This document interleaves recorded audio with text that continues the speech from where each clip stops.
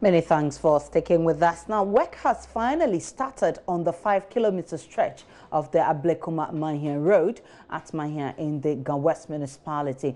The bumper road, blamed amongst others for miscarriages in pregnant women, was the scene of massive protests by residents of Mahia who blocked the road to pressure the authorities to fix it. JoyNews Latif Idris was on the road and reports there may be some relief soon for the people of Mahia and adjoining communities.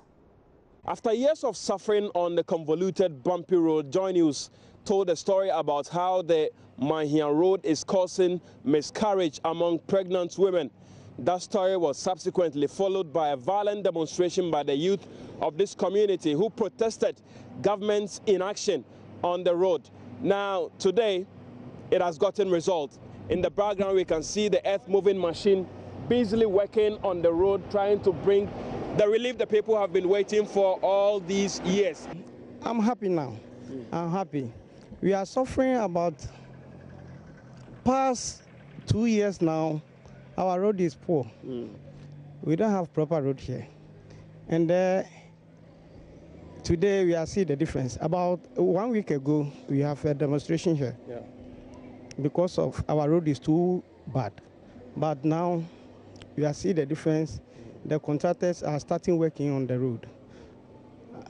We are happy. In the end, what exactly do you, what kind of road are you looking forward to? Oh, we are expect the asphalt road. Here is the city of the Accra. We are expect the asphalt. Okay. We are part of Ghana. Okay. And if you can get the proper road, asphalt road, we could be happy. The Municipal Chief Executive of Ghana West, Clement Nilamte Wilkinson, tells JoyNews the stretch would be given a bituminous facing in the coming months. I resumed office 2 weeks ago when our people started demonstrating on the road. But if I may say, the municipality have taken about, we are in 30 years now. But in fact, it takes a particular time to do something. And right now, if you see last week, our people demonstrated on this road that the roads are not good. Therefore, we are trying to do something for them. And as I said, I promised my people that we will surely do something for them. And this is what we have done. As you have seen now, we have is more than about 16 kilometers road, which they demonstrated on it. And right now, we have about 2 days to finish the whole project. Yeah. But what kind of road are we looking forward to? I spoke with some of the residents earlier and they mentioned that they want an asphalted road. Is this something you are considering? That one can be done, but not now. As you know, the change of government, the road, there's a lot of issues that is pending on it. So right now, we have to hold on for a while. But we can do this for now. This is going to take about 3 months for them to apply the road, which is, I think, is good for them. He later joined assembly members of the municipality to inspect the rather poor drainage system which falls within his jurisdiction. My #1 challenge here is my road. That is, you cannot do away with drainage and then go and construct road. No, they move together. It's just like security and lights. They move together because if you construct the drainage without the road, that meaning you haven't done the problem or you haven't solved the issue. The construction work is expected to be completed by Friday. Senior lecturer at the Faculty of Law at the Ghana Law School, Dr. Atuguba, has reiterated his stance for reforms in the legal sector. Dr. Atuguba, who was speaking on the current affairs program Hard Truth on the JoyNews channel, explained reforms must not be centered on establishment of new courts to fast-track cases, but a better understanding of the law by both lawyers and citizens. What do people complain about justice in the courtrooms? They complain that it takes too long to get to court. They complain that it's too costly to get to court. They complain that when they get to court, there are delays. When they get to court, they talk in some strange jargon which they don't understand. They complain that justice is sometimes bought. They complain that there's political influence. Is it just complaints, or these are actual facts or happenings that happens or occurs every day? I prefer to take them to answer this question from the people's perspective. This is what people see based on their experiences. Okay, so whether it is true or not, that is how they perceive it to be, and that is how they react to it. So when it comes to justice delivery, reality is as important as perception.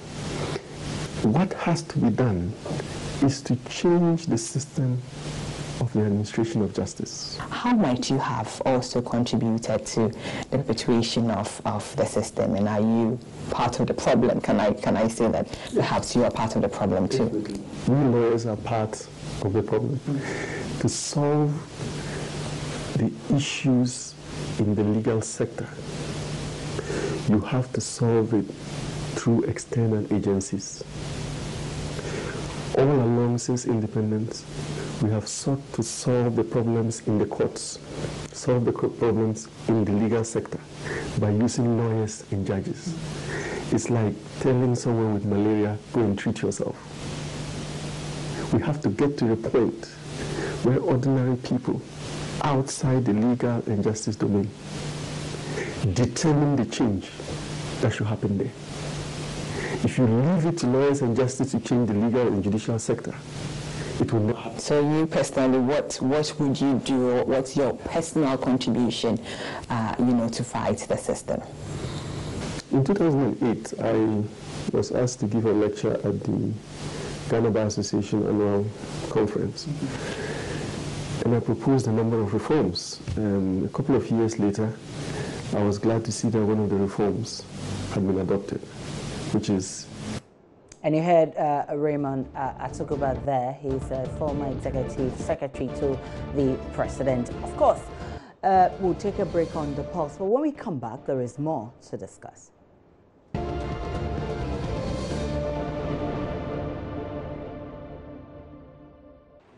This is the pulse. Former Chief Justice Georgina Theodora Wood is asking leaders to see their position as a place of service, not one to create, loot and share.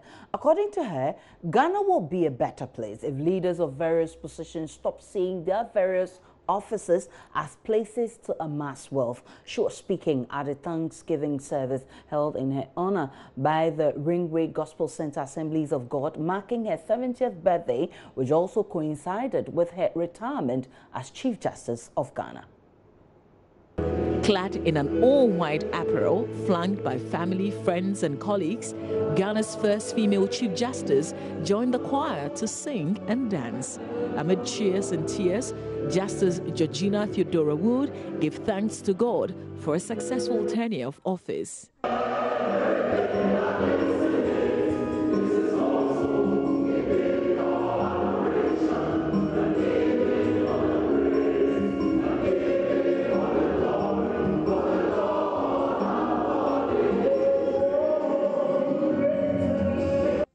Justice Wood seized the opportunity to advise Ghanaian leaders to stop seeing their positions as means to amass wealth.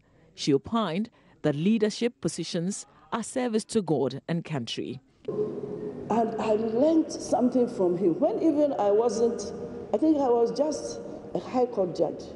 He taught us on leadership.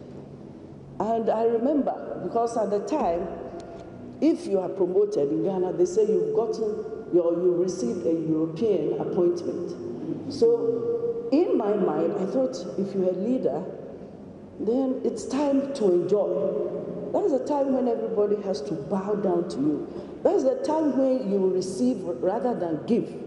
But Osofo Ajay taught us that when they talk about leadership, we're talking about servanthood. Leadership is not about I should grab, I should get, I should everybody else, when the leader is satisfied before you come in. And he taught me this simple, and I grasped it. That, so if you're a leader, this is what, it's not a time for, it is a time for serving, servanthood. Here are friends and colleagues sharing fond memories of the longest-serving Chief Justice. you can see that she has really lifted the infrastructure projects in the judiciary, not only in Accra, but across the length and breadth of the country. What would you miss about her? Well, she has an appetite for fine details and hard work, and when she gives an assignment, she will insist on you completing within the expected timeline. Sometimes she will put pressure on you, and I like her for one thing. She would never take an offense when you suggest something which she doesn't share that vision. I found myself working with her on committees that had both members of the bench and bar on committees, so I ended up getting to know her better. What do you think the judiciary will miss about her? I think she's a forthright, principled person, and her Christian principles always shine through whatever she does. She is kind, and I see her as a people person. Well, she's a mother, a leader, a person who actually inspires, and a hard worker. Yes. One of the things that you spearhead, the Justice for All program, is an initiative of hers. That's true. It started in 2007 by Honorable Jogate with the assistance of the Lady Chief Justice. And since then, since it was rolled out, it's been moving and moving and moving on. In fact, she has been the bedrock behind the whole program. She had on her mind to promote the administration of justice, to make justice accessible to the ordinary people. By so doing, she established a lot of courts in areas which nobody would think a court would ever be established there. The Ringway Gospel Center Assemblies of God presented a bouquet of flowers to the former Chief Justice in appreciation of her commitment to the church's choir, where she served as director.